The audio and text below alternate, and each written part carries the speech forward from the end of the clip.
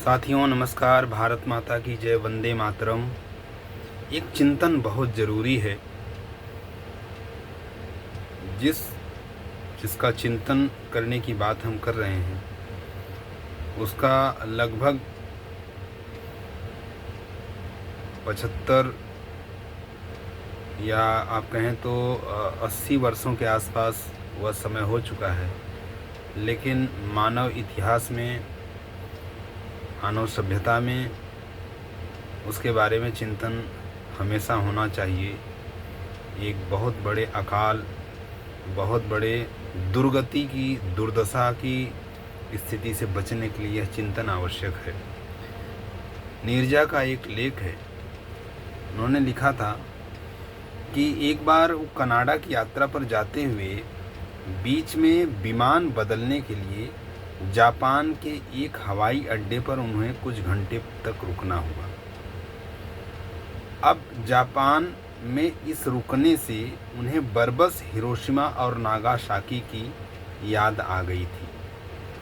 Japan के वो शहर जहां किसी देश द्वारा अपना वर्चस्व स्थापित करने के लिए 1 लाख से अधिक लोगों को पल भर में धुएं में बदल दिया गया था।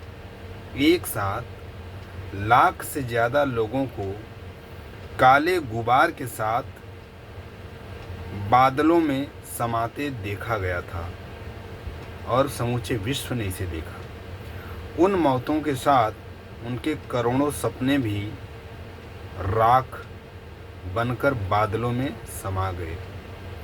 उस महाविनाश में धरती के सीने पर खींची अनगिनत धुआं सी लकीरें उसके बंजर हो जाने की कहानी कह रही थी। जैसे कोई माँ अपनी मासूम संतानों की एक साथ हुई मृत्यु पर रो रो कर घायल हो जाए, निढाल हो जाए।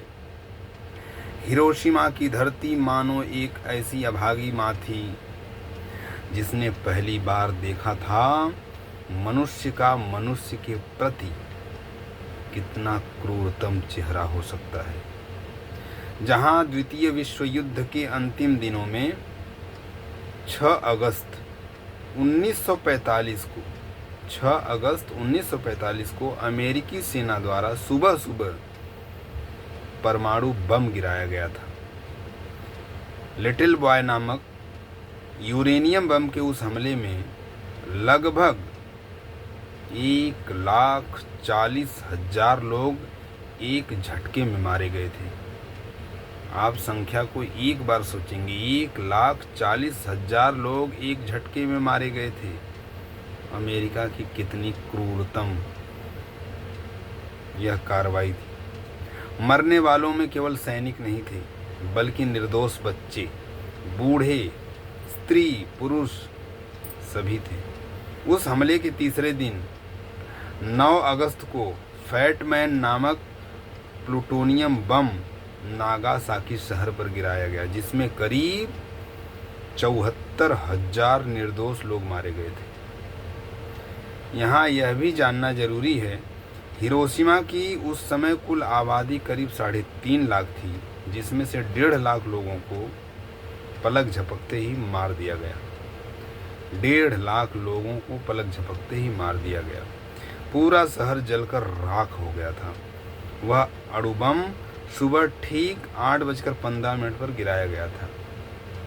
जब सब शहरवासी उठकर अपने अपने कामों में लगे थे, हिरोशिमा के संग्रहालय में ऐसी कई घड़ियां सुरक्षित रखी हैं जो विस्फोटों के प्रभाव से 8:15 पर थम गई थी। उस हमले के बाद बचे अनेक लोग जो विकिरण के प्रभाव में आकर कई वर्ष तक गंभीर बीमारियों से मरते रहे।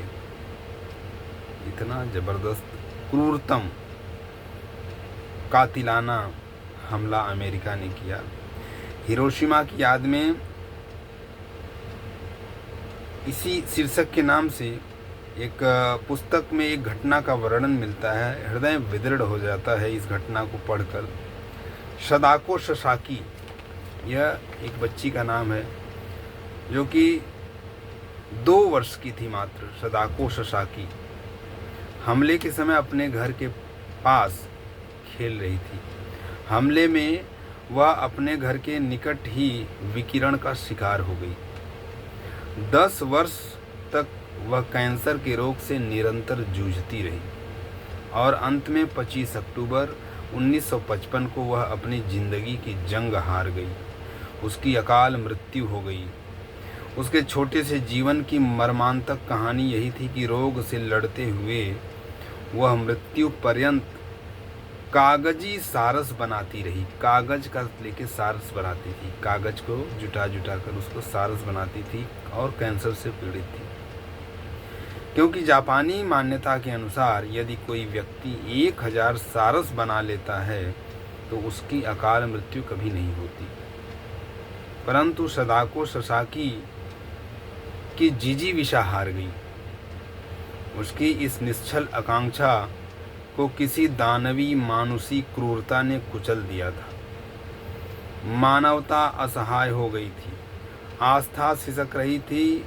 उस निर्दोष बच्ची की मृत्यु के उपरांत 1958 में हिरोशिमा शांति स्मारक उद्यान में उस बच्ची की स्मृति में एक स्मारक बनाया गया, जिस पर दुनिया भर के बच्चे आज भी रंग बिरंगे कागजों के बने सारस, पक्षियों की मालाएं अर्पित करते हैं। हमें हिरोशिमा को याद रखना होगा। सदाको ससाकी जैसी भोली भाली बच्ची को जीने की इच्छा के लिए, जिसमें तमाम आकांक्षाएं थीं, सपने थे, ख्वाब थे, खेल खिलौने और खिलखिलाते साथी थे, उसे इसलिए भी याद रखना है कि हिरोशिमा या नागासाकी की फिर कभी कोई पुनरावृत्ति न हो।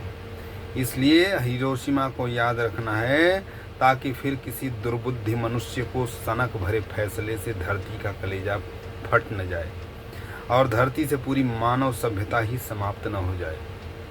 परमाणु युद्ध की विभीषिका से संसार को बचा लेने के लिए भी पूरे मानव समाज को हिरोशिमा की याद को ताज़ा बना के रखना ही चाहिए। यह चिंतन होना ही चाहिए। हिरोशिमा की स्मृति विश्व शांति के लिए मील का एक पत्थर बन सकती है। परमाणु बम की उस विनाशकारी चमक से पूरी धरती को बचाया जा सकता है, जिस चमक ने उस भूखंड पर काला गाढ़ा अंधेरा भर दिया था और कई लाख आत्माओं को कराहते हुए असमय धरती से विदा होने को विवश कर दिया था।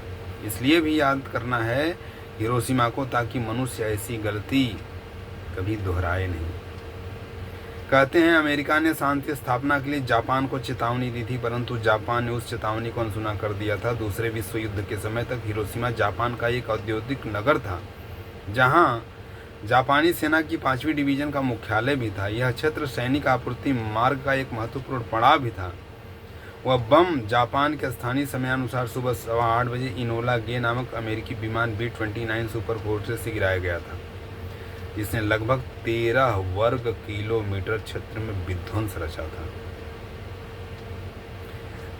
विश्व विजयी बनना हर शक्तिशाली देश के किसी न किसी तानाशाह का सपना होता है। इस सपने को आंखों में पनपने से रोकने के लिए याद करना जरूरी है हिरोशिमा और नागासाकी को। मानवता को सभी मत पंथों से ऊपर माना गया है, परंतु युद्ध की स्थिति में या अपना प्रभुत्व स्थापित करने के उन्माद में यही मानवता किसी लौह पंजे के नीचे कुचल दी जाती है। विश्व के इतिहास में मानवता की रक्षा के लिए भी हिरोशिमा को याद किया जाना बहुत ही आवश्यक है। जय हिंद, जय भारत, धन्यवाद।